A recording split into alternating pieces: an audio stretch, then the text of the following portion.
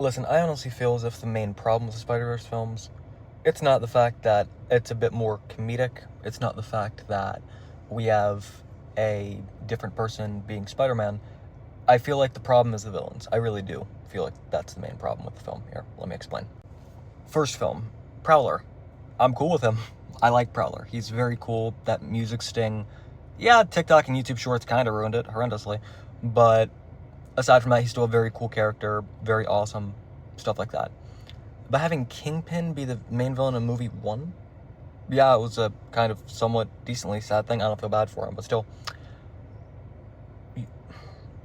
You have it being that? And then the second film, it's Spot of all people? Spot. You know, the guy that even present day in comics is still portrayed as a joke.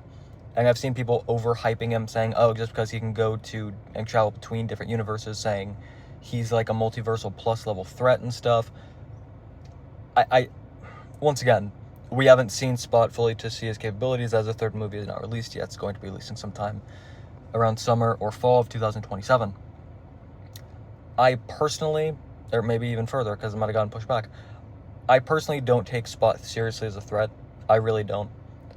And even if you want to, like, smudge him up into a higher tier, still, over 1,000+ different versions of Spider-Man and Spider-Woman working together should be able to take down this guy. I mean, seriously, it's really not that hard. Once again, this just might be because I read the original Spider-Verse run, where the Inheritor showed up.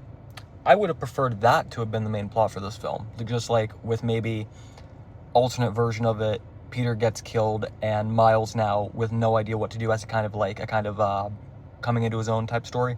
Something like that, where he has a lot of weight put on shoulders. The fate of the entire web of reality is on the line here against guys that can kill, assumedly, who is the most capable of them, who is the best of them.